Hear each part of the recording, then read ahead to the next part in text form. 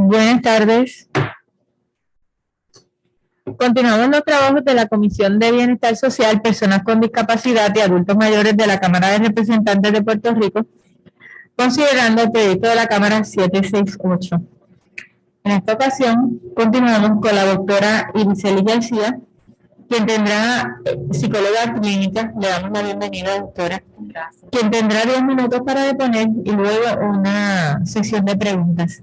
Así que, tiene su turno. Comienza a la 1:41 de la tarde. Gracias. Estimados miembros de la Honorable Comisión de Bienestar Social, Personas con Discapacidad y Adultos Mayores de la Cámara de Representantes, se dirige a ustedes la doctora Irisely García, psicóloga clínica con 20 años de experiencia. Trabajé en peritaje de abuso sexual en caso de menores y con agresores sexuales adolescentes, sobre quienes presenté mi disertación doctoral. Trabajé con víctimas del crimen referidas por el Departamento de Justicia. He trabajado con agresores sexuales, Ley 54, programas de desvío, como también agresores confinados en cárceles. Evalué casos en instituciones correccionales en todos los niveles de seguridad, desde mínima, mediana y máxima, a través de negociados de evaluación y asesoramiento, teniendo a cargo la tarea de brindar recomendaciones a la Junta de Libertad bajo palabra. He trabajado como psicóloga forense en Hospital de Psiquiatría Correccional, he trabajado con pacientes de adicción, alcoholismo a través de AMSCA y he trabajado además con poblaciones de diversos grupos, desde niños, adolescentes, adultos, adultos mayores y envejecidos. Practico comprometida con mi profesión y con las poblaciones que sirvo. Estoy aquí para deponer sobre el proyecto de la Cámara 768. Este proyecto propone la creación de la ley para proteger a los menores de ser sometidos a tratamientos hormonales y o cirugías para construir la identidad de género no congruente a la genética sexual, protegiendo a menores de edad de ser expuestos a intervenciones con bloqueadores de pubertad, hormonas y cirugías para cambiar la apariencia de su sexo. La disforia de género es una condición psicológica presentada en el Manual de Diagnóstico Estadístico de los Trastornos Mentales en su 5ª edición o DSM-5. Consiste en una marcada incongruencia entre el sexo autopercibido y el sexo de nacimiento. La propuesta para tratar este malestar es el uso de intervenciones hormonales y quirúrgicas como procesos de transición de sexo. Estos procesos solo se limitan a cambios físicos y no atienden necesidades emocionales. Se utilizan bloqueadores de pubertad y hormonas cruzadas, lo cual ha probado tener efectos adversos a la salud como esterilidad. Y ahí cito a la doctora Michelle Cretella en su estudio del 2016. Otros síntomas son osteoporosis, otros efectos secundarios, cáncer, problemas cardiovasculares, irritabilidad que conduce a la violencia, depresión, según los estudios de McConaughey del 2016, y además reducen el coeficiente intelectual, según el estudio de Michael Schneider del 2017, que cito en las referencias. Estos procedimientos hormonales y quirúrgicos fuerzan a un cuerpo sano a alinearse a la autopercepción. Entre estos procedimientos quirúrgicos están las mastectomías, las histerectomías, cirugías en cuerdas vocales, amputaciones y reconstrucciones para cambiar la apariencia física del área genital, por lo que es de suma preocupación que menores estén expuestos a estos procedimientos. A esto se suma que aún no hay consenso en cuanto a las causas y respuestas adecuadas para la afirmación de un niño de que él o ella es algo diferente a su sexo. La ciencia no ha resuelto este asunto. Por ejemplo, en Reino Unido recientemente cambió su declaración sobre la reversibilidad de los bloqueadores de pubertad y anunció que está considerando cambiar sus pautas para restringir los tratamientos de transición de género en los niños. Y van a ver en las referencias la Paul Smithson, la noticia del ministro de UK, Glenn Owen, entre otros. Ahí cito los artículos y las referencias. Estos procesos hormonales y quirúrgicos no deberían ser la opción de tratamiento para menores con disforia de género. La disforia de género tiene una alta comorbilidad con otras condiciones psiquiátricas, según el DSM-5 de su revisión del año 2013, Meyer Lawrence y Matthew Paul del 2016, por lo que es necesaria la atención psicológica en este asunto. No obstante, una de las estrategias para convencer a padres de iniciar a sus hijos en bloqueadores de pubertad y transición con hormonas cruzadas es que hay que afirmar el género que declara un menor, y si no lo hacen, la probabilidad de suicidio es inminente. Las intervenciones hormonales y quirúrgicas no han probado prevenir conducta suicida. Por el contrario, un estudio longitudinal de 30 años realizado por la doctora Cecilia DeJane et al., y lo cito en las referencias, demostró que luego de la reasignación de sexo, las personas identificadas como transgénero tienen 20 veces más probabilidades de morir por suicidio que la población en general. Otro asunto que requiere análisis es que la disforia de género parece estar pasando de una condición a una moda transgender. La condición de transgénero es un estado de transición de un género a lo cual es autodeclarado. No existen más procedimientos médicos o clínicos. Las redes sociales están inundadas de menores mostrando sus cambios inducidos por intervenciones hormonales e intervenciones quirúrgicas, y últimamente también hasta artistas de cine. El estudio de Lisa Lippman, titulado Rapid Onset Gender Dysphoria in Adolescents and Young Adults, muestra que cuando un adolescente anuncia su identidad trans a sus pares, hay un alto número en sus amistades quienes también se identifican como trans. Hoy día, ser trans es hasta ser popular, y se hacen fiestas para celebrar amputación de partes del cuerpo y órganos reproductivos sanos. Hay que considerar todo esto en detalle para que en lugar de una afirmación de género no sea una afirmación psicológica por una necesidad de aceptación, de pertenencia, de autoestima, de propósito, de sentido, lo cual no se cura con intervenciones hormonales o cirugías únicamente. Algo que es imprescindible mencionar sobre este tema de la disforia de género es que hay que analizar cada caso de manera individual. La literatura científica señala que niños con problemas de aprendizaje, trastornos del desarrollo, autismo e historial de trauma pueden expresar confusión en relación a su sexo biológico, y esto no significa disforia de género. Pueden ver en las referencias con el año del 2017 el estudio de Sana Brangalova. Los estudios señalan que el 61 al 98% de los niños que presentan confusión con su sexo de nacimiento aceptan su sexo en la adultez si no han estado sujetos a procedimientos químicos o quirúrgicos. Veré el estudio del doctor Michael Laidlaw del 2019, citado en las referencias. En todo esto hay más aspectos psicológicos de preocupación. Cuando se trabaja con niños y jóvenes, temas como aceptación de sí mismos y autoestima, la meta es que sean auténticos, que no hay que parecerse a nada ni a nadie para ser felices.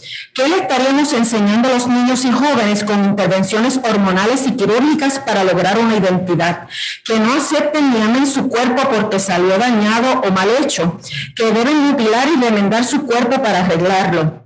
Los procesos hormonales y quirúrgicos ponen énfasis en la apariencia física por encima de otras necesidades sociales, psicológicas y biológicas. Los niños y jóvenes experimentan cambios a través del tiempo. Estos cambios son tanto a nivel genético, biológico, social, ambiental y cultural. Para ello cito al libro de Desarrollo Humano de Papalia Dayan. Según Erik Erikson, exponente clásico sobre las etapas del desarrollo humano, desde la pubertad hasta la temprana edad adulta hay una crisis entre la identidad y la confusión de identidad. Esto es que el ser humano, desde la pubertad hasta la adultez, se encuentra en su proceso de desarrollo de identidad. Si le damos prioridad a intervenciones hormonales y quirúrgicas, estamos trastocando un proceso de desarrollo biopsicosocial. Igualmente, la neurociencia evidencia que un cerebro humano no termina su proceso de maduración hasta los 23 a 25 años de edad. El cerebro tiene multiplicidad de funciones, entre ellas toma de decisiones. Varios estudios citados afirman esto. Está el de Sarah Johnson, Robert Bloom, J.G. Blumenthal, Jeffries et al. Por lo que, basados en la ciencia, una persona menor de 23 años aún no ha completado su desarrollo como para una decisión irreversible, como iniciar un procedimiento para transicionar su apariencia a otro sexo a través de procedimientos hormonales y o quirúrgicos. Concluyendo, los proyectos de ley que reglamentan la salud deben ir alineados con la ciencia y proteger la integridad médica en la que se utiliza la medicina para curar y no para dañar cuerpos sanos, sobre todo cuando se trata de niños y jóvenes. Las intervenciones quirúrgicas en menores deben ser cuando son médicamente necesarias y no exponer a riesgos innecesarios, siguiendo el juramento de Hipócrates, que establece que el propósito principal es el bien y la salud. Considerando que los niños y jóvenes experimentan cambios genéticos, biológicos, sociales, ambientales y culturales, recomiendo el proyecto 768 con la enmienda que se ascienda a 21 años de edad. Agradecemos a la doctora Grisely García por su disposición. Sabemos que el venir aquí altera los calendarios, pero nada, le agradecemos mucho. Una de las cosas que veo de su ponencia, nosotros estamos haciendo vistas desde el miércoles pasado y en todas hemos visto que nos hacen la recomendación de diferentes profesionales de la salud a los 21 años. Correcto. Y usted comenta que todavía a los 23 podría haber un proceso que se interrumpiría si hay una intervención de hormonas. Correcto. Pero en Puerto Rico, pues, el 21 es la edad, hasta los 21 la persona es menor de edad. Después de los 21, pues, ya la cosa cambia. Lo más que me gusta, que lo he visto, y en las otras ponencias también han estado, pero aquí lo insertó dentro del texto, es que nos está citando estudios recientes. Sabemos que esto es algo novel, aunque ya va casi más de una década que se está viendo este proceso. Ya hay una preocupación a nivel de los profesionales que se han sentado a hacer estudios. Especialmente veo aquí el de Michelle Cretela, que es la presidenta del Colegio Americano de Pediatras de Estados Unidos, que ha sido bien vocal en estos temas. Sí. Y yo entiendo que todo lo que usted me trae es ciencia, y entonces yo le pregunto si algo de lo que el proyecto dice, si usted leyó el proyecto, sí, si algo que hace alusivo a una intromisión del Estado en el derecho de los padres. Si usted ve que este proyecto atenta contra el derecho de los padres a tomar decisiones sobre sus hijos. No, en lo absoluto. Realmente le felicito porque el proyecto está excelente. La única enmienda que me gustaría realizarle es que ascienda a los 21 años, porque como mencioné, la literatura establece que no es hasta los 23 que todavía esta corteza cerebral está en formación. Entendemos que el Código Civil entiende que es hasta los 21 años la edad del adulto. No obstante, si nos vamos a la literatura del desarrollo, establece que estaríamos violentando el proceso de desarrollo biopsicosocial del joven desde la pubertad hasta la temprana edad adulta, que eso asciende hasta esa edad de los 20-21 años, porque en ese proceso es que el joven se está desarrollando tomas de decisiones a nivel social, a nivel cultural, y por consiguiente pues, estaríamos trastocando esos procesos. Pero la única enmienda que recomendaría sería ascenderla de 18 a 21 años, y no entiendo que afecte el proceso de la relación entre padres e hijos, según O sea, proyecto. que el hecho de que un padre determine que su hijo no está en edad recomendada para una hormonización, los estudios médicos que usted está presentando respaldan esa posición de los papás.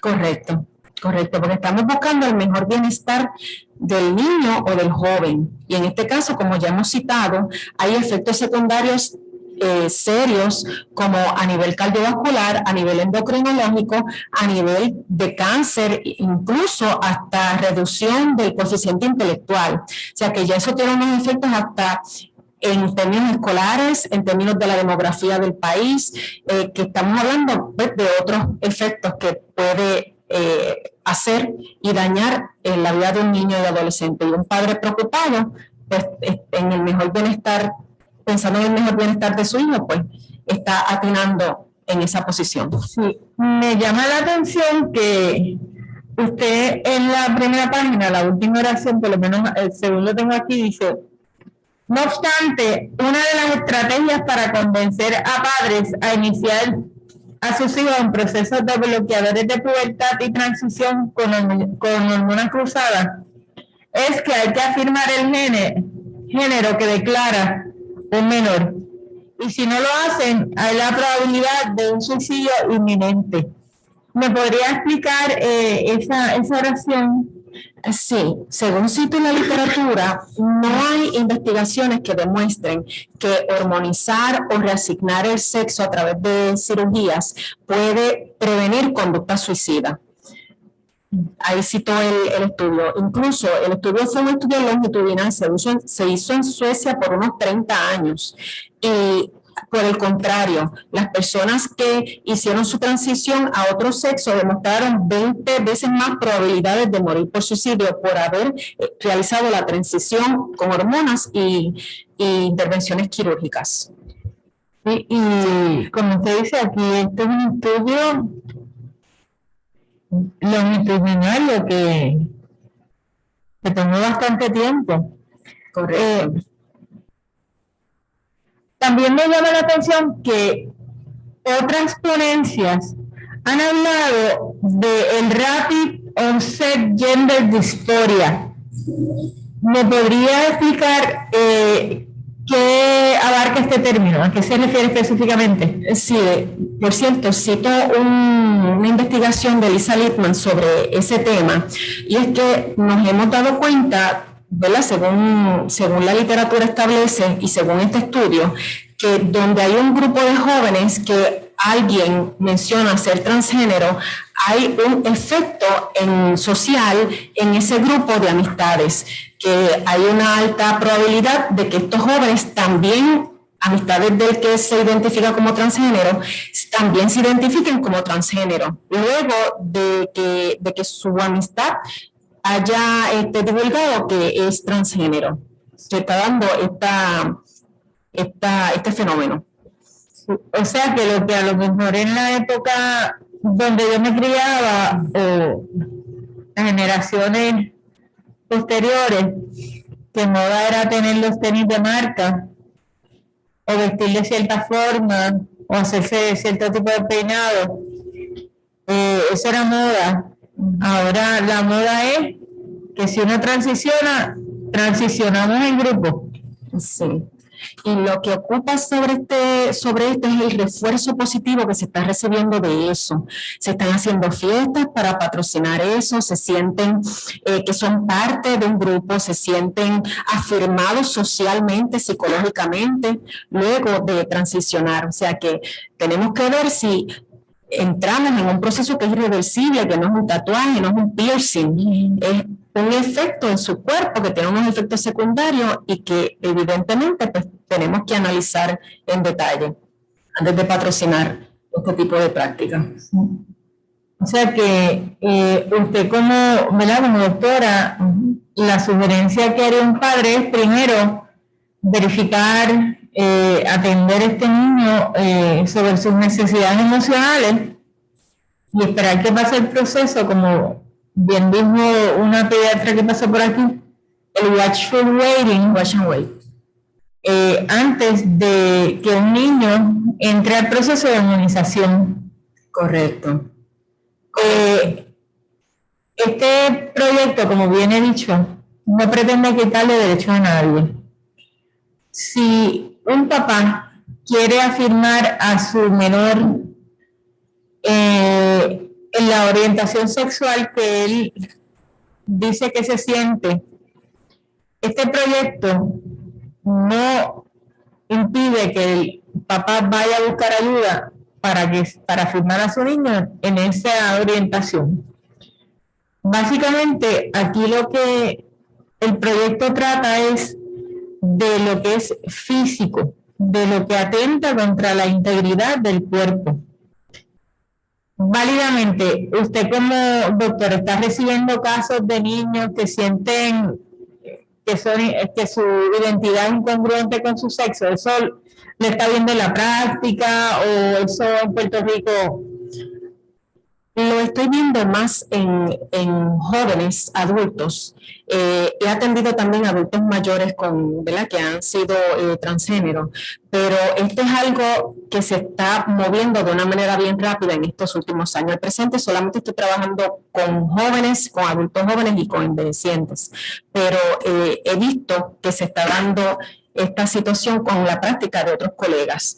Y en efecto, pues preocupa, porque no podemos saltar a trabajarlo de manera quirúrgica ni hormonal cuando no hemos descartado a través de una buena evaluación psicológica si hay algún historial de autismo, si hay traumas, si hay problemas de aprendizaje, que son elementos que tenemos que evaluar y considerar, porque este tipo de niños tiene dificultad para relacionarse con su sexo biológico. Por consiguiente, primero hay que verificar, luego de un buen historial, si en efecto hay que descartar estos factores antes de proceder a afirmar un proceso de género.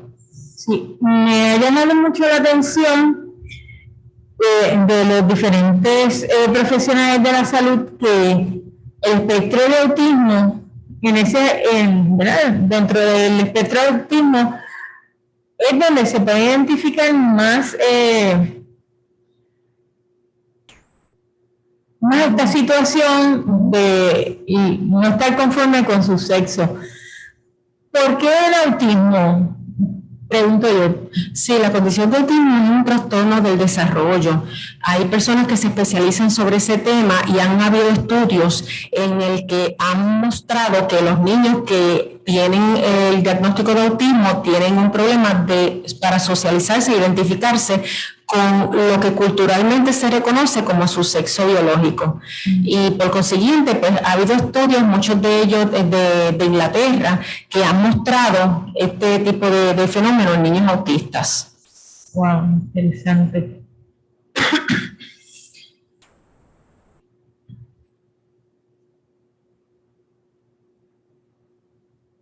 Entonces, usted, ¿verdad? Como profesional de la salud mental, esta sería mi última pregunta.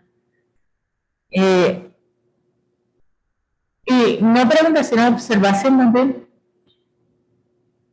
¿Usted entiende que no se le debe dar prioridad a intervenciones hormonales y quirúrgicas para no trastocar ese desarrollo biosocial?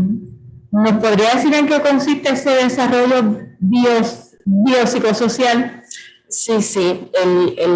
Los niños y los jóvenes se desarrollan de diferentes formas, de manera genética, de manera biológica, de manera social con pares, de manera cultural, y por consiguiente, lo que piensa un niño hoy probablemente lo va a cambiar en su etapa de adultez. A lo mejor el niño cuando es pequeño piensa que quiere ser maestro, que quiere ser otro tipo de profesión, y cuando llega a la adultez es otra cosa.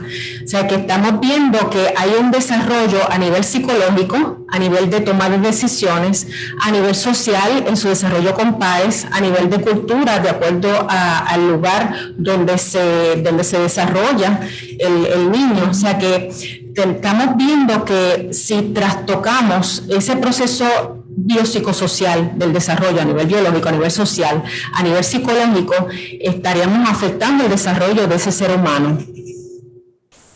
Y una observación que usted hace que me parece muy acertada.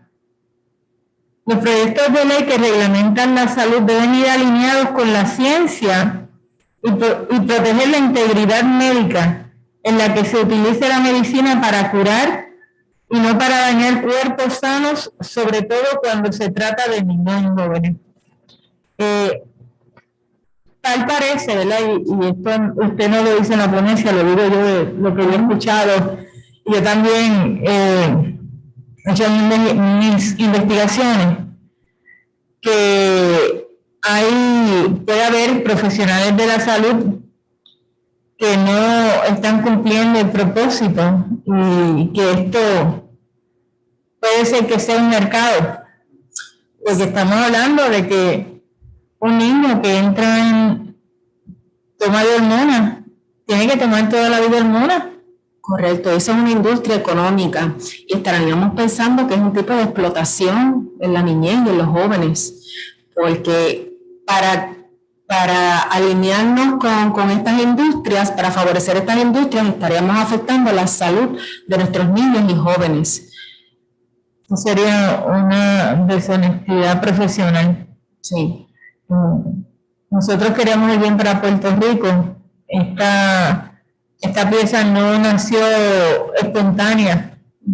Esta pieza lleva siendo estudiada por mucho tiempo, porque cuando empezamos a ver esto desde el 2014 para acá, nos llamó la atención que hijos de artistas en temprana edad, como el caso que todos saben, de la hija de Angelina Jolie, que ya quería transicionar y ya estaba todo ready, y yo decía, esto es imposible que no haya nadie que le diga, chica, espera a ver. Y a mí eso me llamó la atención. Y pues pensamos que eso era una moda en ese momento, pero hemos visto que esto ha ido tomando un giro muy vertiginoso y sabemos que en Puerto Rico se tiende a copiar modelos fallidos de otras jurisdicciones. Correcto. Porque si copiáramos lo bueno no hay problema. Y hemos visto ya el caso de Keira Bell en Reino Unido, que ha sido una situación, ¿verdad?, que ella se ha percatado de que ahora hubiese deseado que hubiese sido bien orientada antes de tomar ese tipo de decisiones sobre su cuerpo. Sí. Y así como ella, muchos de transitioner también, que son personas que han querido, luego de hacer el cambio de reasignación, desean de transicionar y revertir esa decisión tomada. Y esto de los de transitional, y con eso cierro, ¿es algo que se esté dando frecuente o es un caso en cada millón?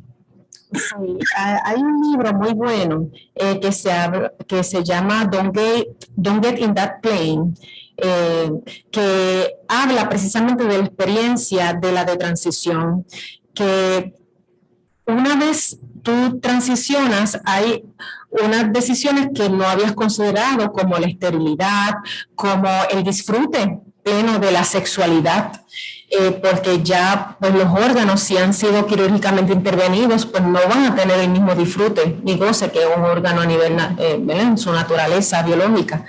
Así que, por consiguiente, muchas personas luego de transicionar, desean de transicionar porque se han percatado que no es el ideal que habían visualizado y que habían pensado que iban a alcanzar. Y me imagino que los de transitioners, de transicionar después que su corteza frontal está desarrollada. Entiendo que ahí es donde la persona se percata realmente del error.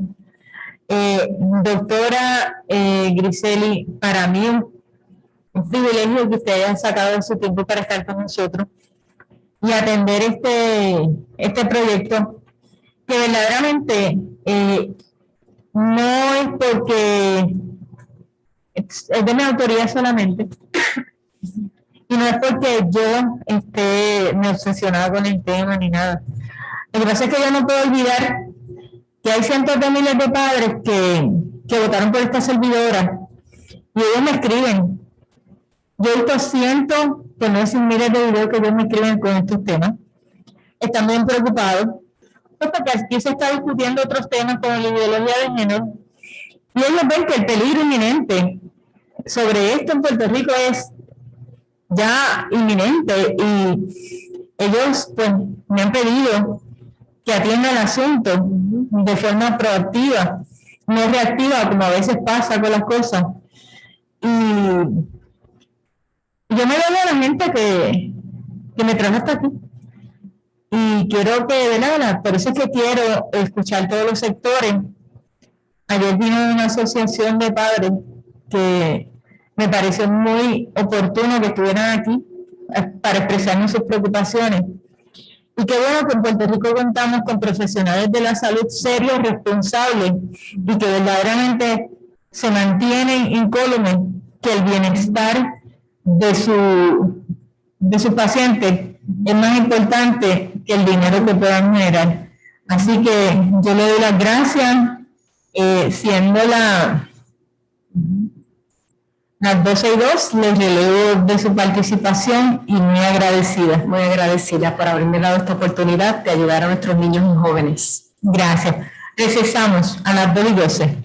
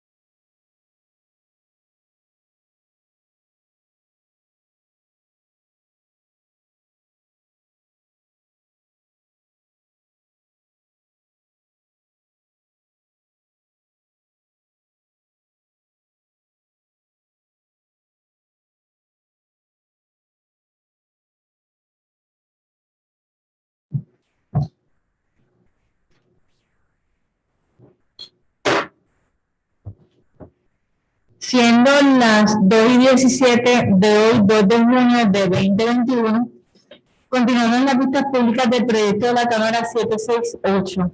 Le corresponde en este momento a la señora Claribel Maldonado de Mujeres por Puerto Rico. Tiene 10 minutos para su ponencia, así que adelante. Gracias, representante Burgos, por la oportunidad. Mujeres por Puerto Rico se dedica primariamente a educar al pueblo en los asuntos que tienen que ver con la defensa y protección de la vida, la familia, el matrimonio, una educación sana e íntegra para los niños y nuestras libertades fundamentales. Los padres como primeros educadores es una de las áreas que también abordamos. Este proyecto es del agrado de nuestra matrícula. Ciertamente estimamos que es necesario y sometimos al principio una ponencia escrita, pero lo que vamos a compartir hoy será un segundo escrito que lo someteremos mañana o el viernes. Lo que nos ocupa es que antes que un menor llegue a solicitar, pedir un tratamiento para reasignar, entre comillas, ¿verdad?, su sexo o construir una nueva identidad, hay un andamiaje. Hay un andamiaje antes de llegar ahí. Y en ese andamiaje hay unos componentes que son de políticas públicas que ya están vigentes en Puerto Rico, un componente de oferta médica que ya se ha visto, ¿verdad?, a través de los días de las vistas públicas que los diferentes médicos y psicólogos han traído la evidencia y nosotras también recogimos evidencia de eso y lo tenemos en nuestros anejos. Y hay un componente político también porque hay otras medidas y proyectos de ley en ambos cuerpos que en alguna medida inciden en este asunto del proceso de identidad de un menor. Y en ese andamiaje nos preocupa y nos ocupa que hay una carta circular número 24/2016-2017 en el Departamento de Educación, que es una carta circular del trato igualitario transgénero. Y en esa carta circular del trato igualitario transgénero es cuando un menor llega a un plantel escolar para que se le reconozca y valide con esa nueva identidad. Y por ese estudiante, el 99% de los otros menores que no tienen la condición de la disforia van a ser reeducados para una normalización trans. Y eso está en ese documento de esa circular vigente 24/2016-2017, en sus páginas 7 y 8. En la página 8, en la parte 7, inciso 1, dice informar y sensibilizar sobre la diversidad sexual y de género dirigidas al alumnado con especial atención al reconocimiento y a la normalización de la realidad trans. Este andamiaje ya está puesto. Y lo que hemos observado en otras jurisdicciones similarmente es que cuando se proponen otras medidas para validar positivamente que un menor llegue a hormonizar o a cirugías, es porque ya hay un andamiaje previo. Ese es el caso de Reino Unido, que se ha votado aquí a la sociedad en las vistas públicas, que en solo 6 años de normalización trans en los currículos transversales de género, aumenta 4.000% la disforia de identidad y especialmente en niñas. Y como un grupo mujeril que somos, nos ocupa el ataque particular a las niñas. El otro punto de ese andamiaje es la oferta médica, que ya se ha discutido ampliamente aquí. El tercer punto de ese andamiaje es el componente del sistema de justicia y los profesionales o peritos que van entonces a estar allí probablemente dilucidando controversias. ¿Por qué? Porque una vez está el andamiaje educativo y está el andamiaje psicosocial que acaba de traer la doctora, ¿verdad?, que en esta necesidad de validación de los adolescentes se volvió un fenómeno. Eso nos hace recordar, por ejemplo, un caso de una de nuestras mamás que hizo tanta empatía a su menor en escuela elemental, nivel elemental, con un amiguito del trastorno del espectro autista, que su niño, que no tenía la condición, comenzó a absorber y a repetir conductas de su amiguito que tanto amaba, sin tener la condición. O sea que en ese desarrollo psicosocial se tienden a dar esas cosas. Y recordamos también un caso en el área sur, creo que fue en Santa Isabel, de unas niñas que hicieron el pacto de quedar embarazadas. Y se vio un boom en esta comunidad y escuela particular de un grupo de niñas quedando embarazadas a la misma vez. O sea que en el andamiaje educativo de una circular ya vigente, con una oferta médica, con un fenómeno psicosocial, ese es el andamiaje que vemos que hay que observar. En ese andamiaje, en el primer escrito vimos que hay unos centros ya orientando y dirigiendo y derivando menores para que cambien de identidad y las hormonas, etc. En Mujeres por Puerto Rico identificamos un módulo didáctico de salud escolar para agosto 2020, del 4º grado al 8º grado, esto es para niños de 8 a 12 años.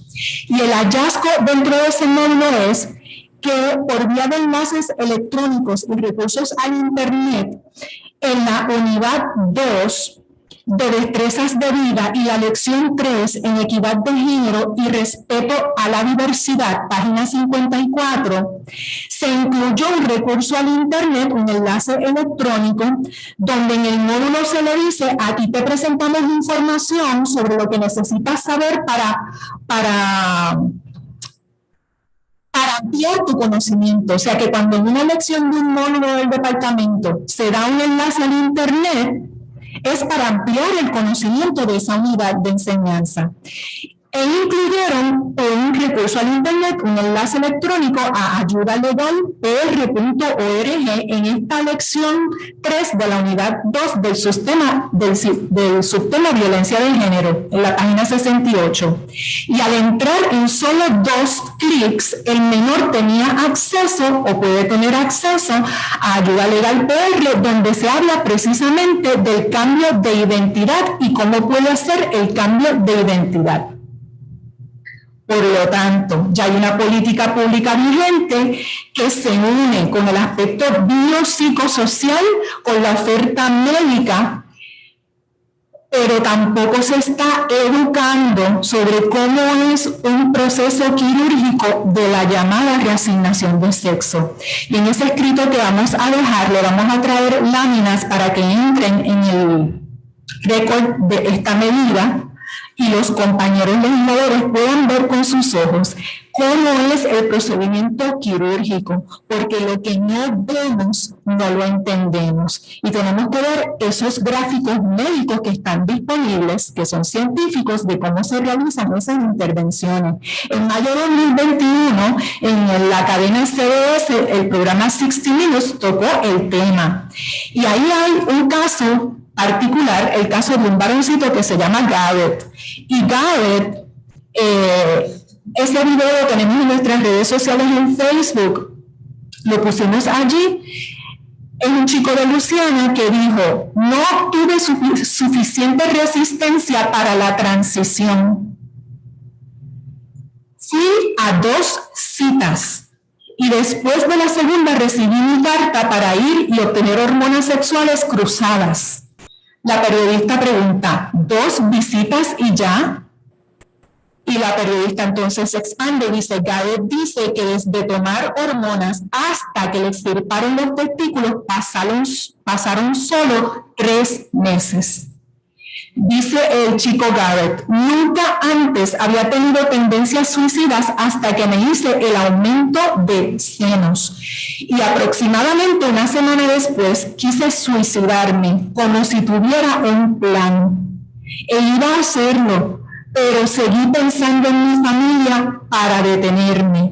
Y me dije, ¿cuándo volveré a sentirme normal de nuevo como otros chicos? Y este testimonio de Gallup es consistente con los datos que acaban de traer aquí a la comisión la doctora de los dos estudios más grandes en Suecia y Dinamarca, sociedades donde es ampliamente no solamente aceptado, sino celebrada las diversidades sexuales. Y que estos dos estudios, el Wegener y el Simonsen en 2016, dijeron que se duplicaba, cuadruplicaba y quintuplicaba las ideas e intentos suicidas, inclusive las muertes, por situaciones después o mientras la transición. Eso tiene un efecto y eso ya se ha discutido aquí. Y quisiéramos traer que no debemos despreciar esos testimonios, esa data ya documentada de las sociedades de Suecia y Dinamarca, porque son ambos estudios de 30 o 32 años siguiendo los casos de los sujetos, de los individuos, y finalmente cómo paró su vida. Y muchos murieron no por homofobia, no por rechazo, porque Suecia y Dinamarca celebran estas cosas. Así que tienen un efecto. Otro de lo que nos ocupa es que hay unas nuevas víctimas que son estas y que esta carta circular del Departamento de Educación, al querer entrar en hacer una normalización trans, más lo que está ubicado como la Orden Ejecutiva 13 del gobernador Pierluisi para el Comité PARE y el currículo en perspectiva de género, no se ha entonces alineado a esta misma situación.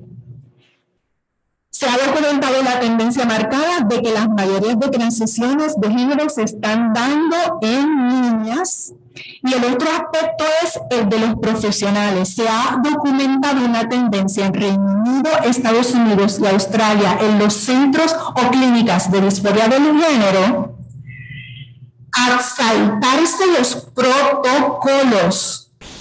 Partes de prensa en series investigativas han dado a conocer el alto grado de renuncias por parte de los psicólogos y el personal de salud en las clínicas para la disforia del género. La razón que dan la mayoría de ellos es por presiones indebidas o para que se salten pasos en los procesos o poca transparencia en los datos, inflando los diagnósticos de manera no ética.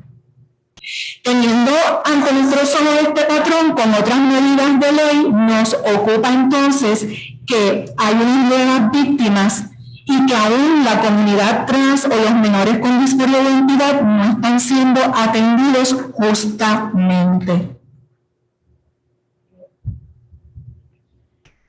Sí, se ve que tiene algo más en la ponencia, por lo menos lo que tengo aquí. No sé si quiera abundar, no tengo problema de darle unos minutos más para no cortar en esta parte. Sí, cómo no. Hay un detalle, y es que se ha etiquetado a una comunidad políticamente conservadora o con ciertos sistemas de creencias a que tenemos odio. Y yo quiero dejar para récord que mujeres por Puerto Rico amamos a nuestros hijos con la vida. Y vemos en los hijos de los demás a nuestros hijos. Sin embargo, nos ocupa también que padres continúen siendo engañados. Ya vimos también en el día de hoy de las vistas que hay unos profesionales que no están de acuerdo, que son disidentes, que no hay consenso médico, que no está resuelto. Para nosotros hay una ciencia honesta, una ciencia limpia, y hay una ciencia corrupta. Y nos ocupa que los padres desesperados que no tienen la suficiente información no sepan de los efectos secundarios y le obtengan un consentimiento llamado informado en los papeles médicos, pero en realidad es un consentimiento informado ilegítimo, porque no le están dando el 100% de la información de todos los efectos adversos que esto puede traerle a su menor. Y hemos visto que hay una industria ya con esto. Es una industria, a nuestro juicio, corrupta, y y no quisiéramos que se engañara a los padres. Lo otro que tenemos que decir es que esto no solamente le preocupa a grupos conservadores o de sistemas de creencia, de unas éticas en sexualidad dadas. Tenemos el Women's Liberation Front en Estados Unidos, que son feministas secularistas. Y estas se exponen ante la preocupación de las nuevas políticas de Biden, que este asunto de las transiciones de identidad les está quitando derechos a las mujeres. Y mujeres seculares, mujeres del feminismo lesbiano, están en 132 países levantando voces de que a sus propios hijos ellas quieren reclamar los derechos basados en la igualdad ante la ley y basados en el sexo, no en el género.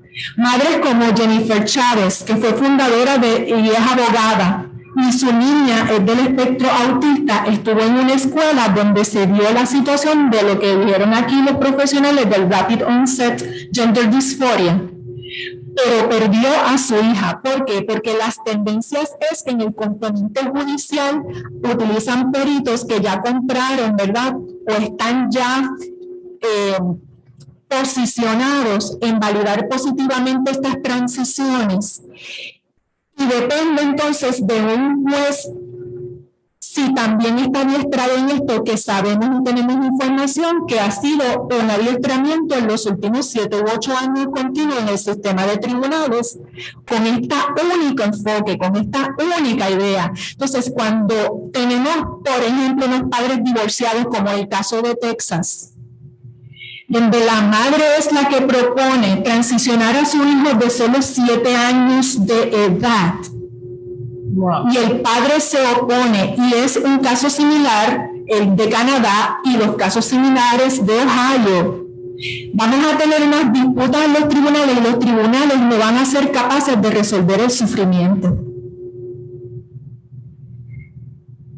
Nos ocupa el andamiaje ya puesto, que con solo la aprobación de otras medidas como son proyecto del Senado 184, 185, proyecto de la Cámara 683, que legalizarían la terapia afirmativa, que derivaría en hormonización y cirugías. Ya hay un sistema todo puesto desde el Ejecutivo, Justicia, Departamento de Educación, solamente esperando por una ley. Y esto es lo que nos ocupa, que los legisladores, por favor, profundicen, que no hay consenso ni médico, ni social, ni político, que es momento de detener esto. Entren a nuestro Facebook, o lo vamos a proporcionar, las láminas y los enlaces de cómo se hacen estas intervenciones de castración, etcétera. Y no invalidamos las experiencias de vida de personas valiosas que han estado por aquí, que están en el otro lado, ¿verdad?, de la validación como positiva y normalización de estos procedimientos. Sin embargo, nos escribió una persona trans, de varón a mujer, de varón a fémina, recientemente, muy preocupado, porque dice: yo soy una persona trans, pero no estoy de acuerdo con nada de lo que están proponiendo, con los niños no. Y esta persona no se atreve quizá a venir aquí porque se ha politizado la identidad en este país. Una vez se politizan las identidades, los adultos podemos estar hasta que se apague el switch del sol discutiendo esto, pero quienes van a pagar son los niños, y ellos no tienen por qué pagar. Esta politización de la identidad y esta insistencia en ir en contra de la salud y en contra del derecho humano de ser niño mientras se es niño. Sí. Agradezco la disponibilidad de Claribel Maldonado de Mujeres por Puerto Rico. Una de las cosas que yo ¿verdad? Obviamente, no le voy a preguntar a un profesional de la salud lo mismo que le preguntaría a una líder de la comunidad otros grupos que se dedican a ayudar al bienestar social, ¿verdad? Como es Mujeres por Puerto Rico. Pero sí le quiero hacer esta pregunta que la hice ayer también a Tamoa Díaz de Alerta Puerto Rico, porque ella venía también como un grupo civil que están preocupados por estos temas. ¿Usted es madre? Sí. Ahí hay una también gran diferencia, porque yo soy madre también, soy madre y soy abuela. Y cuando nosotros, por lo menos las madres puertorriqueñas, tenemos a nuestros hijos como nuestros pollitos, y los defendemos, sale la leona. Y yo desde el 2008 estaba viendo estos moveres, porque a pesar de que yo no tengo experiencia previa legislativa, sí he visto y he seguido de cerca lo que ha ido pasando con la educación desde el 2008.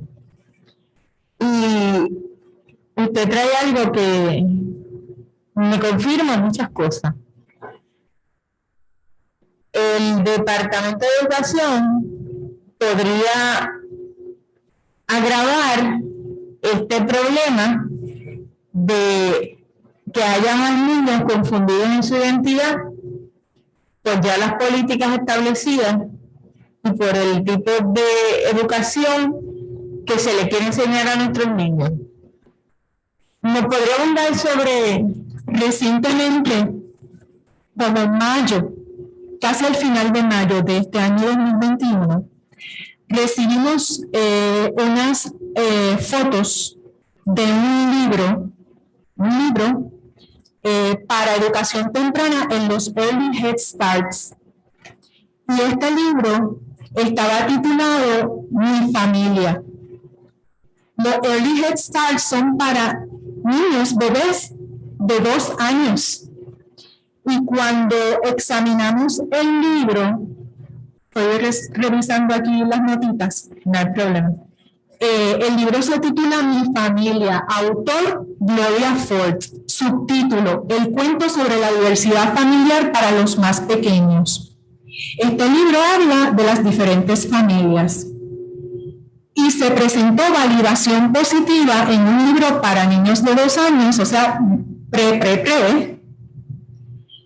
de familia homoparental y familia poliparental. Karim tiene 2 padres, Marta tiene 2 padres y 2 madres, Joel tiene 2 mamás, Jorge tiene 2 familias. Y este Early Head Start es un proveedor de la región de Caguas, Puerto Rico. Cuando los padres reciben este libro, se ocupan, ¿verdad?, de la situación. ¿Por qué hay que presentar validación homoparental y poliparental de modo sorpresivo sin previo consulta con los padres de hacer este tipo de lectura o proveer este tipo de cuento a un bebé de 2 años? O sea, que desde el principio, desde el tema de la familia, el menor se puede confundir y eso habría que preguntárselo a los profesionales de la salud, pero no hay que tener un PhD para saber que en la afectividad y la sexualidad hay unas líneas muy finas.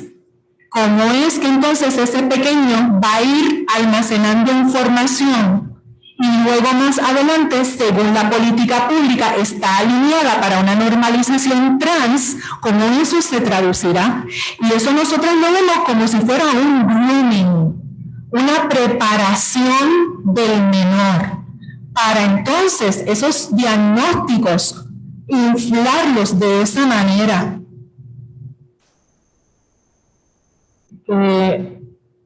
El sistema de educación está financiado con fondos públicos, podría con esas prácticas confundir a los niños desde el Head Start.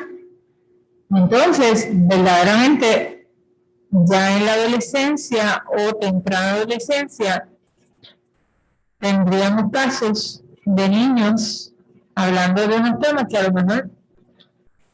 Ese es el caso de Reino Unido, que en solo 6 años de una educación transversal y normalización trans aumenta 4000% la disforia de identidad. A mí me llamó la atención que yo investigando sobre este tema, encontré en España, y no lo tengo conmigo, el caso de un menor de 5 años y está relatando la mamá.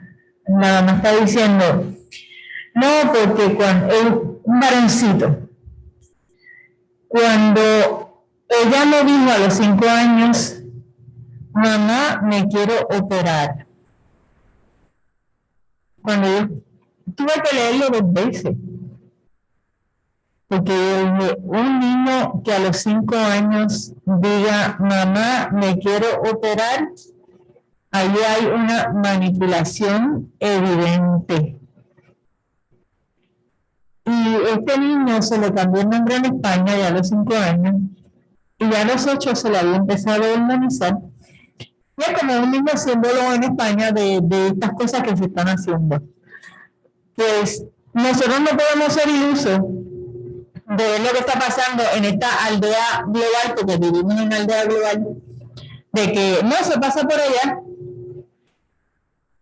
Cuando yo veo todas estas cosas, es que yo reafirmo la preocupación que me traen los padres, y este asunto hay que atenderlo proactivamente. Porque teníamos un virus en China, y cuando vinimos a ver estaba aquí. Así mismo, si ya se ven esas corrientes de niños tan pequeños haciendo eso, respaldados por los padres, no me cabe la menor duda de que hoy estamos hablando, y aquí muy bien digo las personas que pasaron anteriormente, que han vivido la experiencia, que de los 16 años en Puerto Rico se armonizan, que si no detenemos esto, en un par de años vamos a tener niños tan temprano como a los 4 o 5 años solicitando que se le hormonice y hasta se le mutile permanentemente. Y que la tendencia documentada, representante, si me permite, cuando abordamos lo de las renuncias de los psicólogos en los centros de disforia de identidad, que se daban por decenas, era, ¿verdad?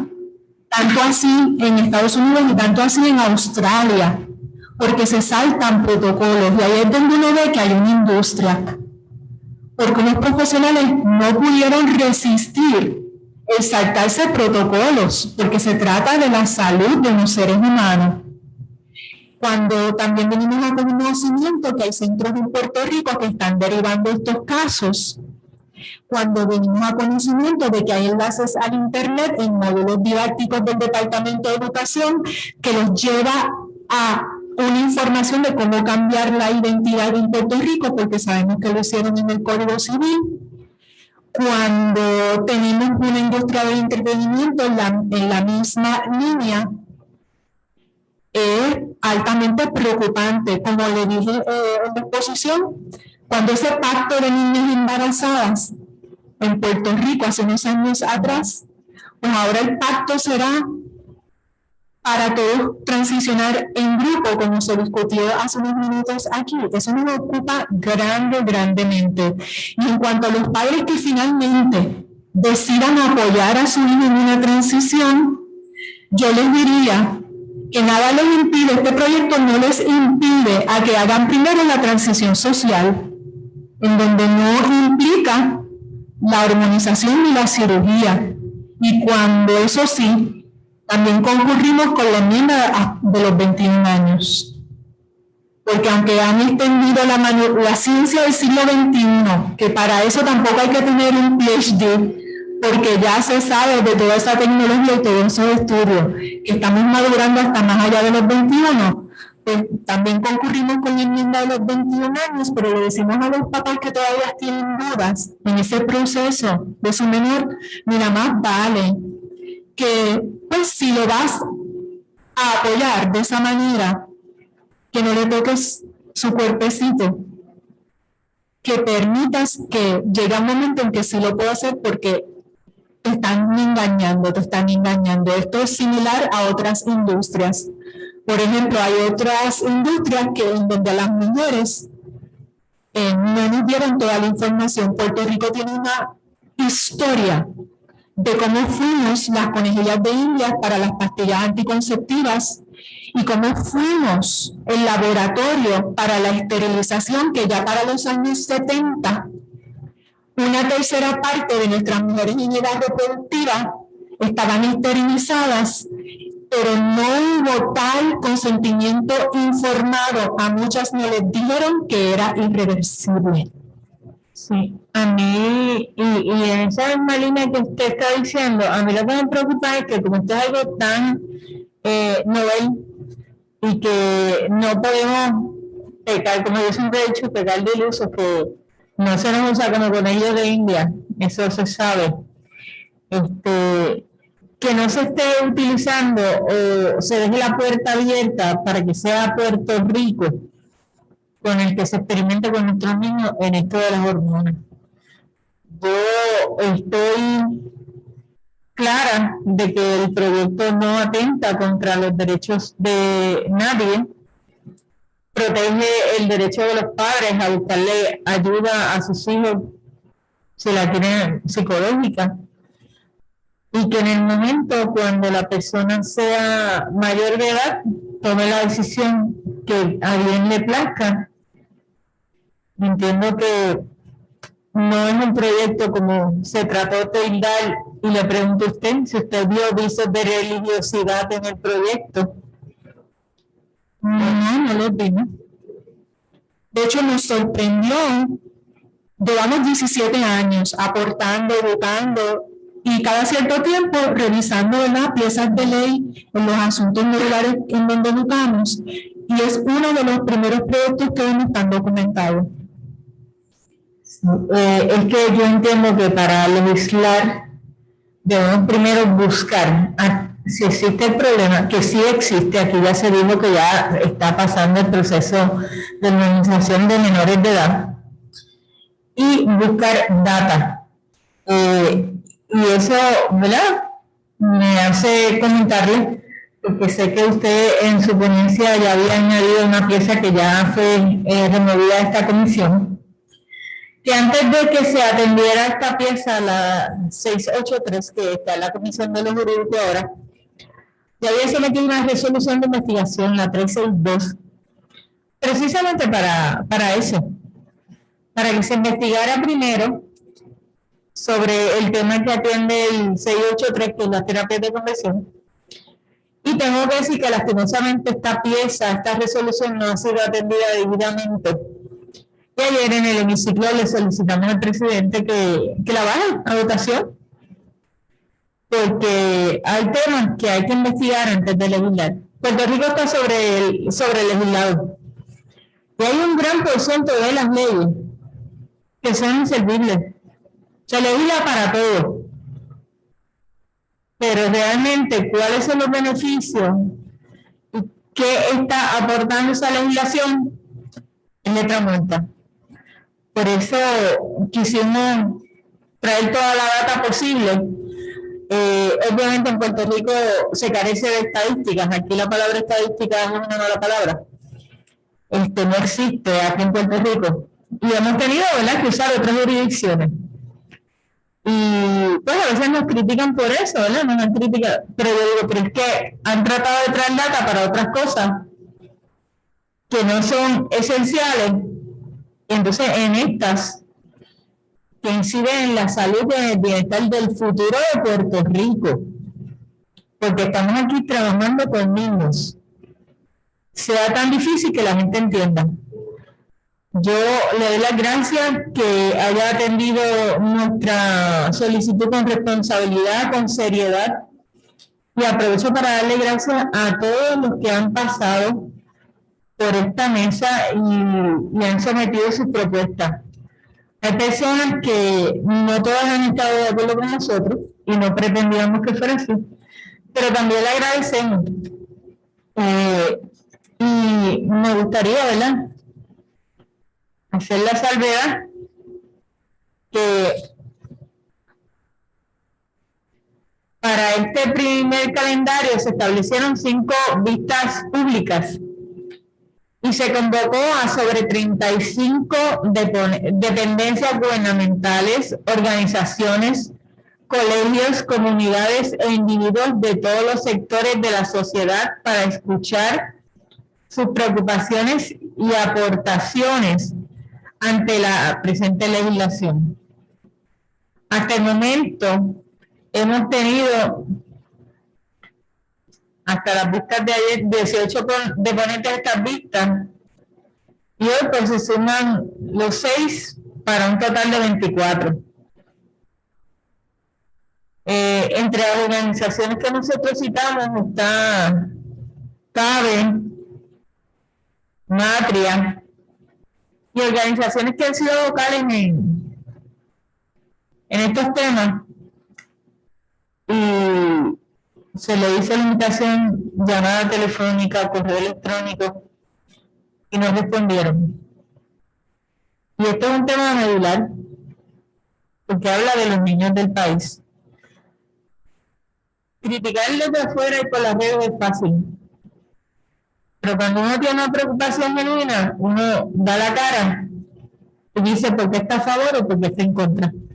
Por eso es que tengo que felicitar a Johanna Cifredo, que esta mañana tengo su postura, diferente a la nuestra, pero dio cara. Y eso se respeta. Así que siendo las 2:53 de la tarde, vamos a hacer un breve receso para que venga la próxima y última deponente. Agradecemos a Claribel Maldonado. Gracias. Muy agradecida.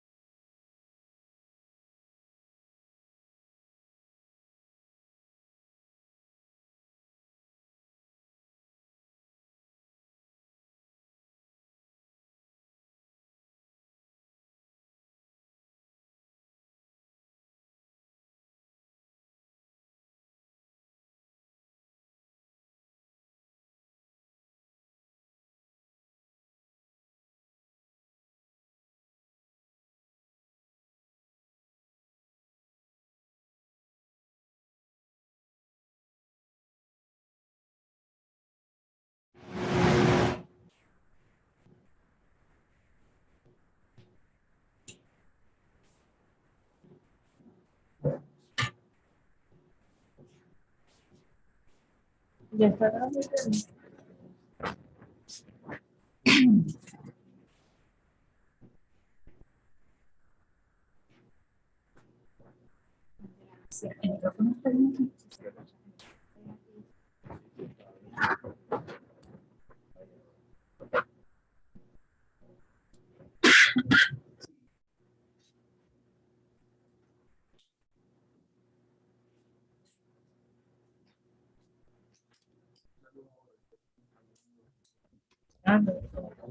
No hay problema.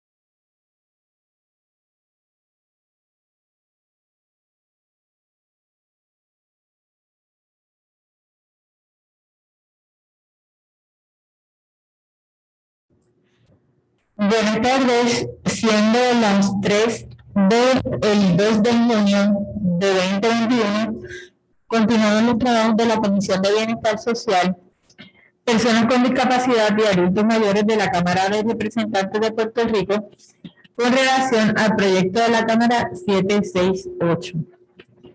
En este próximo panel tenemos a la doctora Sally Priester. Tiene 10 minutos para deponer, así que comenzando a las 3. Adelante. Sí. Buenas tardes. Buenas tardes, gracias por sacarle su tiempo, que sabemos que es muy ocupado. Contenta de estar aquí. Buenas tardes a todos. Ponencia a favor del proyecto 768, Cámara de Representantes, para crear la ley para proteger a los menores de ser sometidos a tratamientos hormonales y o cirugías para construir la identidad de género no congruente a la genética sexual. En la Comisión de Bienestar Social, Personas con Discapacidad y Adultos Mayores. De ponente, mi nombre es doctora Sally Priester, fecha de hoy para récord 2 de junio del 2021. Mis saludos y respeto a esta honorable comisión de la Cámara de Representantes y a la honorable representante Burgos Muñiz. Agradezco la oportunidad de invitarme a deponer sobre la ley para proteger a los menores de ser sometidos a tratamientos hormonales y o cirugías para construir la identidad de género no congruente a la genética sexual. Mi posición radica en el carácter voluntario de la misma, no solo por los principios constitucionales que garantizan la libertad de expresión, sino también la libertad de opinión. Soy médico de profesión, ejerzo la medicina general, lo que me permite tener una visión más incisiva, crítica y analítica de nuestra realidad.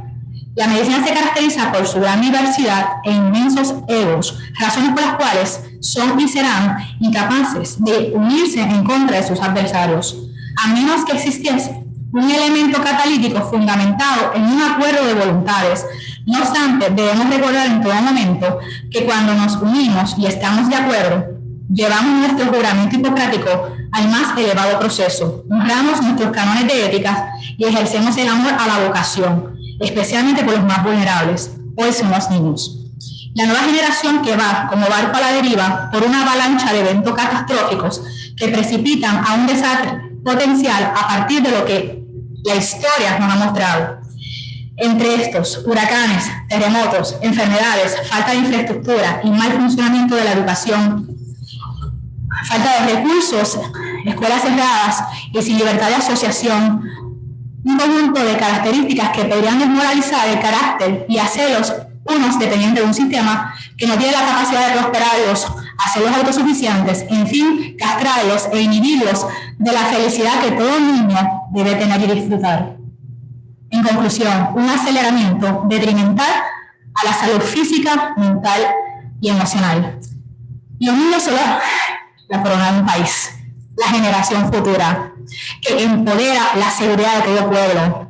Cuando invertimos en ellos, en sus sueños, en su educación, y sembramos semillas de esperanza con sentido de pertenencia, surgen grandes ciudadanos donde el mundo es de conquista y el cielo es el límite.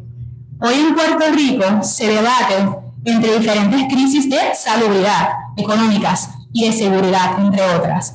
No podemos dar por ignorado que debemos estar conscientes que el futuro de la sociedad puertorriqueña está en nuestra niñez. Por tal razón, tenemos el deber de cuidarlos, protegerlos y garantizarles su seguridad en todo momento, elevando su bienestar. Ellos no lo pueden hacer solos, y para eso tenemos la Constitución, que fue fundada con principios consistentes y conscientes de garantizar el velar que sus hijos se desarrollen en un ambiente de seguridad y estabilidad, juntamente con virtudes de deberes y derechos que corresponden a sus progenitores desde que nacen y alcanzan la mayoría de edad. A su vez, el Estado está obligado a garantizar los derechos inalienables y constitucionales de los hijos y padres que sacrifican sus vidas para darle lo mejor, inculcarles valores, respeto, amor y hacerlos responsables como ciudadanos del futuro.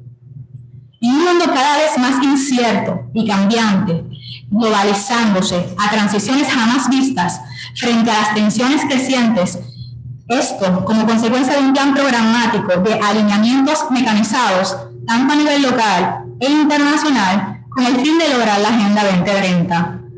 Década de acción orientada a la implementación para el desarrollo de sus 17 objetivos. Para que sirva de esto de referencia, es una hoja de una sola ruta, de un marco ordenador que refleja claramente el consenso amplio de la mayoría de los gobiernos y la sociedad civil en torno a un desarrollo disfrazado con la igualdad en el centro.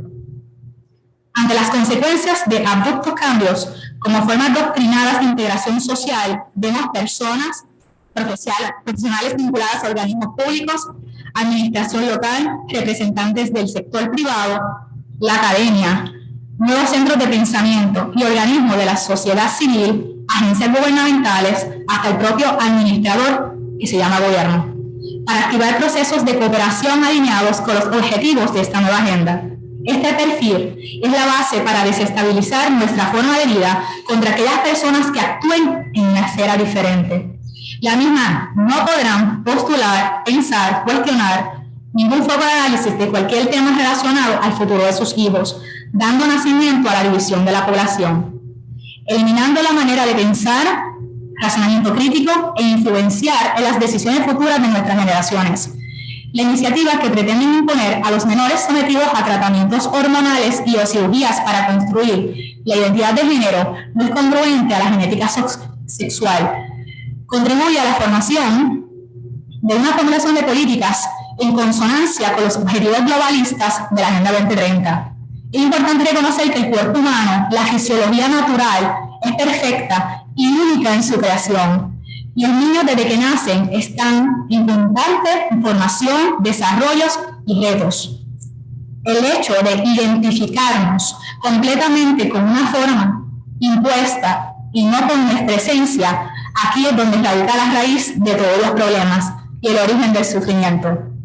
La estructura que se encuentra en las profundidades del cerebro, con un rol especialmente dedicado a entender los mensajes que nos envía el cuerpo, se conoce como ínsula de Reo, el cual en los niños se encuentra en constante desarrollo. Desde un menor condicionamiento mental y una visión más amplia de la realidad, se puede tomar mejores decisiones. Cualquier cosa que altere el sistema puede traer consecuencias irreversibles y reducción de la vida en su formación. Las fortalezas están en nuestras diferencias y no están en nuestras similitudes, pues sería vivir en un mismo país con dos reinos enfrentados. Por eso la importancia de la comprensión de la relación entre la mente y el cerebro. Sperry y Ganassia demostraron que en las funciones cerebrales que están especialmente conectadas con el procesamiento mental, el almacenamiento de recuerdos, las experiencias emocionales y la relación con los distintos órganos del cuerpo, son importantes que se desarrollen plenamente por la línea del tiempo, Esta es la arquitectura del espacio donde se regenera el espíritu desde adentro. Hoy se cuenta con un amplio campo para la evaluación y la medición de las fuentes de datos, que enfrenta desafíos sustantivos de gran impacto y puede medir los avances reales alcanzados como proyecciones en el proceso de esta agenda de desarrollo. Su alcance universal de información disponible permite mostrar claramente un fracaso de una interfaz inexistente, junto con las desagregaciones de personas que se han sometido a algún tratamiento hormonal o de cirugías. En referencia, para que quede en récord, estudios demuestran en jóvenes transgénero en riesgo de depresión y suicidio, más riesgo de padecer de enfermedades mentales, incluida la ansiedad, los pensamientos e intentos de suicidio y autolesiones versus compañeros no transgéneros. Estudio de la doctora Sally Liz Reisner, científica e investigadora del Instituto Fenway del Departamento de Epidemiología de Harvard. Publicó el 7 de enero del 2015 en la revista Journal of Adolescent Health. La doctora Reisner, al finalizar su estudio, citó: "Si no se ve a una persona por lo que es, puede ser muy angustioso.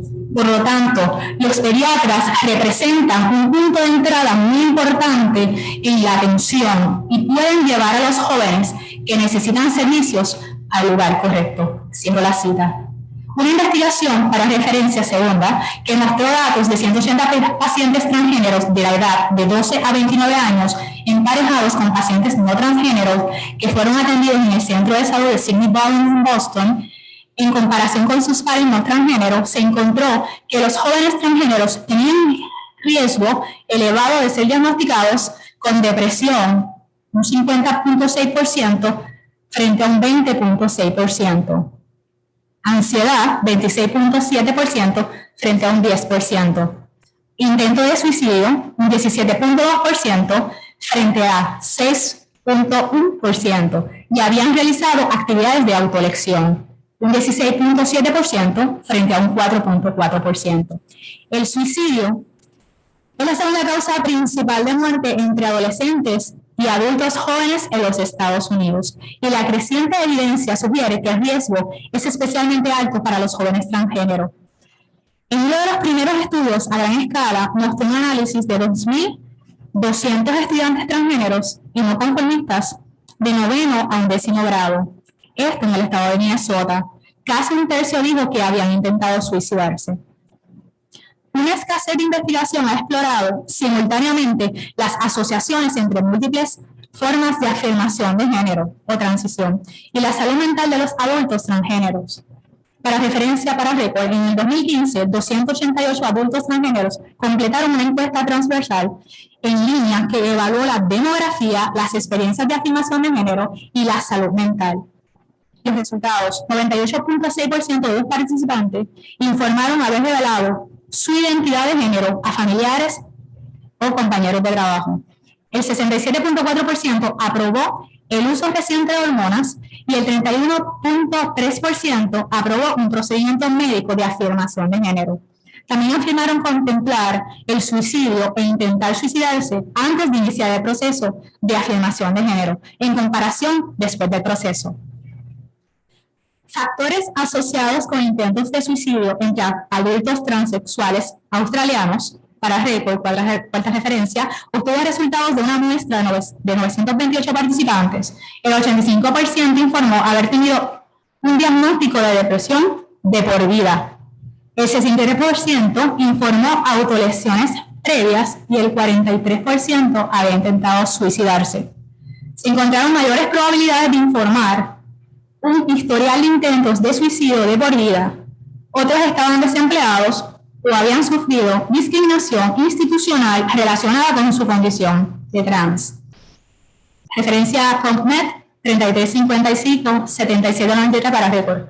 En conclusión, les puede narrar el trasfondo histórico, ver la situación actual que está viviendo nuestros niños y conocer la agenda abominable que desea manifestarse tempranamente en su pleno inocente desarrollo.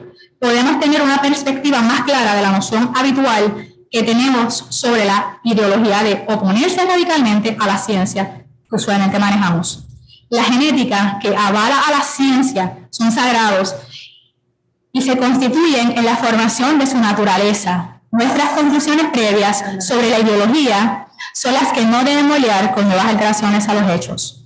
No podemos dejar pasar por desapercibido y descuidar en piezas legislativas el afirmar que el Estado cuidará de sus hijos cuando mostramos evidencia sobre la vulnerabilidad que tienen en el proceso de desarrollo y crecimiento, tanto fisiológico, hormonal, físico, mental y emocional, ya que queda evidenciado que no existe razón alguna por la que tenemos que exponer a los menores a ser sometidos a tratamientos hormonales y o cirugías para construir la identidad de género, no congruente a su genética sexual natural, ya que existe evidencia real basada en las mejores prácticas que al final se causa y logra una disrupción completa de la vida de un niño que no ha alcanzado su plenitud por el mero hecho de encajar en este contexto de categoría sociológica del género de una agenda impulsada por políticas de aquellos que mantienen intereses en común a cuesta de castrar, amputar y mutilar una generación donde ya los resultados se conocen, una salud mental deprobable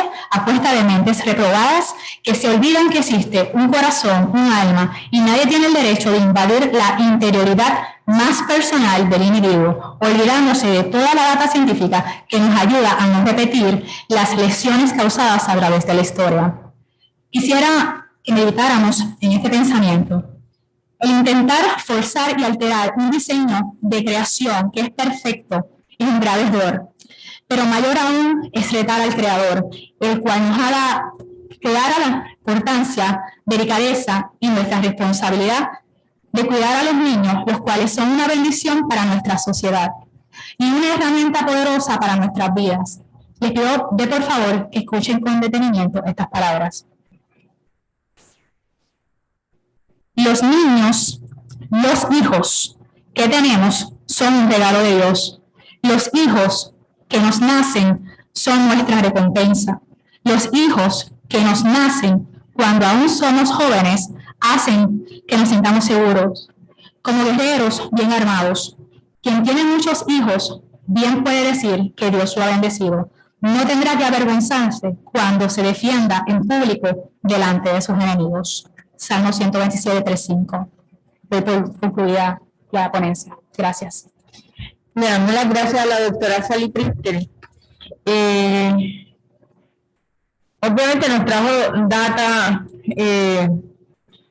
científica, pero aquí habla de algo que me llamó la atención, de Agenda 2030. ¿Nos puede explicar qué es Agenda 2030?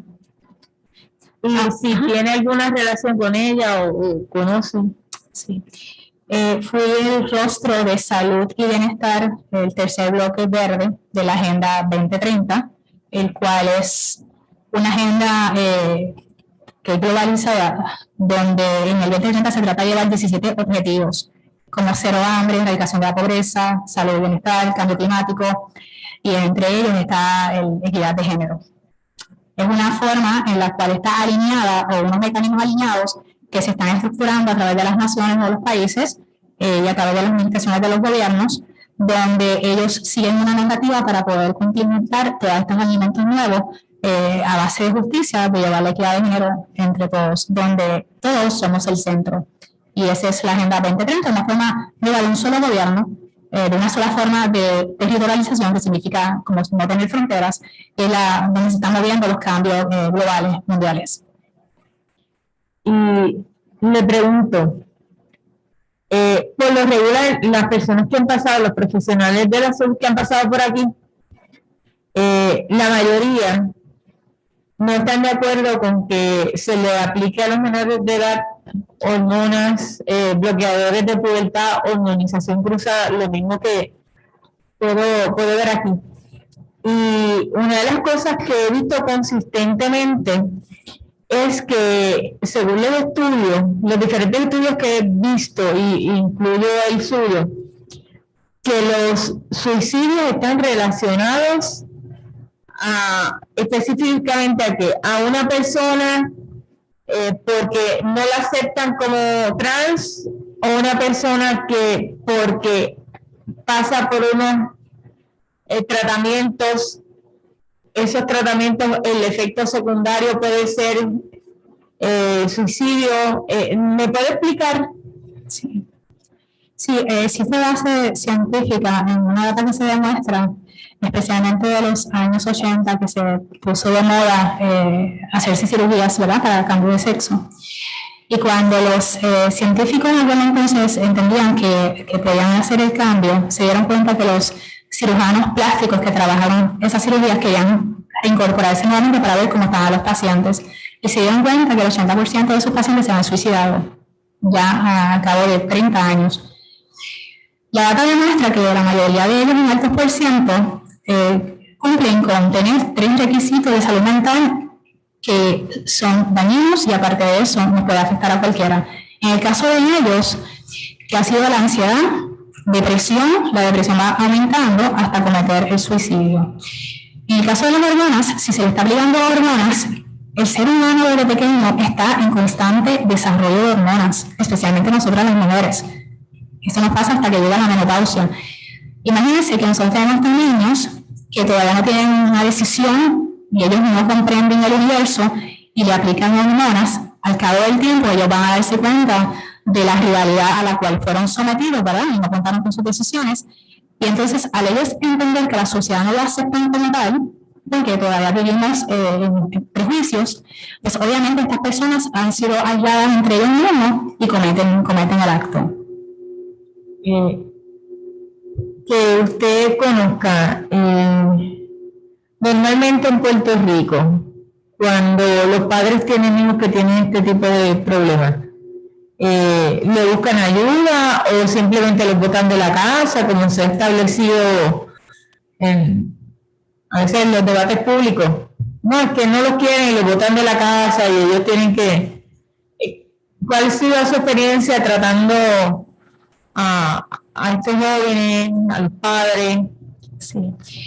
La primera indicación que se da a los padres es que tienen que llevar el niño al pediatra, que es el especialista que estudió para comprender la anatomía y la fisiología de los cambios del niño en su desarrollo.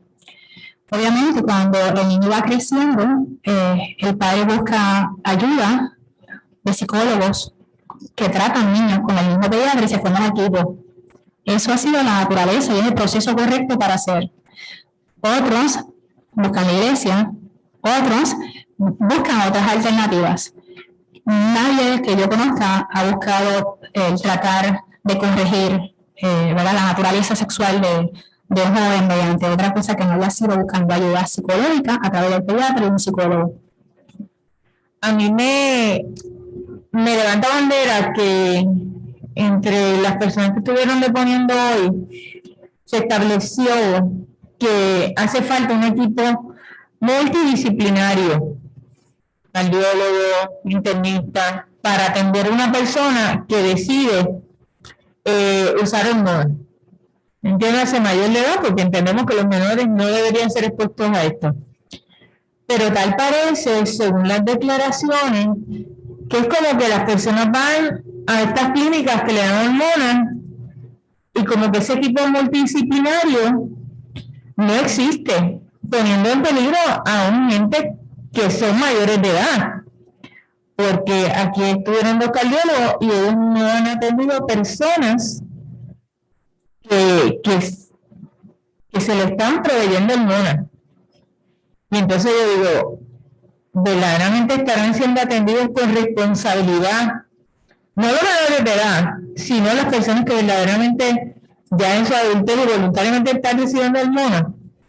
También eso es parte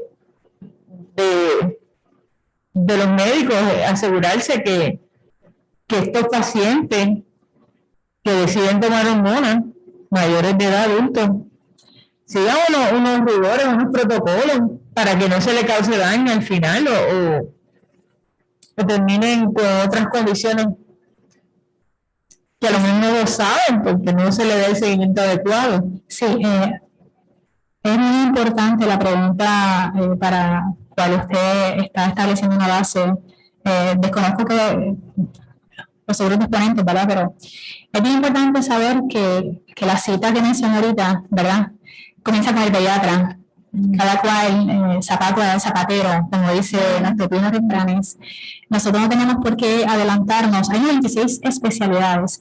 Si nosotros nos adelantáramos a hacer un equipo multidisciplinario, pues tendríamos que reunir 96 especialidades, porque de alguna forma vamos a estar visitando cualquiera de esos médicos, pero cuando ya está establecido un problema natural en salud, el cambio hormonal, puede ser en el hombre, puede ser en la mujer, y es tan difícil explicarle a un paciente que no tiene o no está tomando hormonas para generar efectos secundarios deseados, ¿verdad? Para por otras razones, más difícil sería trabajarlo para establecerlo. Yo creo que lo más simple es, nosotros contamos en Puerto Rico con pediatras que pudiesen especializarse y que están especializados en la adolescencia también, donde pueden trabajar en equipo y llevarle la mano a estos niños o estos jóvenes que a lo mejor un cambio hormonal, cuando le den especialmente a las mujeres, añadirle hormonas, pudiéramos causar lo que dicen los estudios, ansiedad, depresión, la depresión crónica y severa, y probablemente le podamos causar la muerte. Los profesionales de la salud que han pasado por aquí nos han dicho que ellos recomiendan que se espere hasta los 21 años para que una persona que quiera empezar en una terapia hormonal le dé curso a ese procedimiento. ¿Qué usted entiende que debe ser la edad correcta para que una persona que decida voluntariamente entrar a una terapia hormonal pueda proceder? Cuando cumpla su mayoría de edad y ya no dependa de sus padres, esa persona es libremente sobre la constitución que nosotros tenemos, ¿verdad? A que con la primera enmienda, su cuerpo es su templo, y probablemente en ese entonces ellos hayan alcanzado la madurez suficiente para poder entonces tomar decisiones. A mí me preocupa, ¿verdad? Por lo que escuché en los testimonios, que haya médicos inescrupulosos que hagan de esto un negocio y se beneficien de la miseria humana, porque el que se esté dando de forma hasta clandestina hormonas a una persona en Puerto Rico me parece bien desacertado. Y no me gustaría pensar, ¿verdad?, que en Puerto Rico hay una clase de médicos que se presten para negociar con la salud del pueblo. Sería una irresponsabilidad que algún colega o algún médico, para empezar, como estábamos mencionando ahorita, si existen más de 90 especialidades y vas a entrar en un tipo de situación tan crucial donde le puedes provocar la muerte, donde hay estudios basados en ciencia científica real que avala unos porcientos grandísimos de salud mental y de las consecuencias finales en las que termina esa vida, no deberían prestarse para eso. Cuando nosotros estudiamos medicina, nosotros lo hacemos por vocación al paciente. Cuando nosotros cruzamos una barrera, tenemos que ser tan responsables porque por eso tenemos una licencia. Y parte de esos canales de ética que nosotros tenemos que trabajar es siempre llevar a la seguridad de ese paciente para no causarle daño. Y si existiera cualquier forma clandestina, o así sea con el DEA para recetarlo, ese médico es responsable de la salud mental, física y emocional de cada paciente que lo visite. Existe, y aclaro para añadir, fondos federales a través de las agencias de 3 letras, ¿verdad? Que ha pasado en los últimos 10 años, han aumentado para hacer investigaciones en planes pilotos con comunidades de libres pensamientos y para otras comunidades que quieran tratar nuevas formas de vida. Y uno de estos casos particulares es lo que se está promoviendo a nivel global, que es consono con la Agenda 2030. El dinero sale de las naciones, sale del mismo propio Estados Unidos. Un investigador principal que quiera trabajar con ese tipo de población e identifique uno o varios, obtendría el dinero para poder comenzar a trabajar esas poblaciones y ponerlas en un ensayo para al final saber y conocer, ¿verdad?, que lo que pasó hace 30 años, 40 años atrás, los resultados siguen siendo iguales. En el caso de Puerto Rico, nosotros no conocemos cuántos Suicidios hay, pero antes del huracán María, en Puerto Rico se suicidaba por razones normales. Cada 23 horas, un paciente, una persona. Imagínense, después de terremotos y de las otras cosas que están sucediendo, esa persona no se acepte como es. Eso no lo sabemos, lo desconocemos. Así que básicamente tendríamos que ver más adelante cuáles son las estadísticas. Después de todas estas pandemias, terremotos, y a esto le añade unas corrientes nuevas que se quieran añadir, ¿verdad? Doctora, no veo a nadie más en el Zoom para hacer preguntas. Nosotros estamos agradecidos porque haya sacado de su ocupado tiempo, como bien le he dicho a todos los deponentes, porque sé que vienen de forma voluntaria y, ¿verdad? Mis respetos para ustedes en el tiempo que sacan para venir a deponer aquí y mostrar la preocupación. También le agradezco que se haya hecho presente en un proyecto tan importante como es el 768, que lo que va directamente a proteger a nuestros niños. Así que agradecemos mucho su comparecencia, la relevamos de su participación en el día de hoy, y siendo las 3:29 del 2 de junio de 2021, terminamos los trabajos de la Comisión de Bienestar Social, Personas con Discapacidad y Adultos Mayores de la Cámara de Representantes de Puerto Rico. Gracias. Gracias, buenas tardes. Buenas tardes.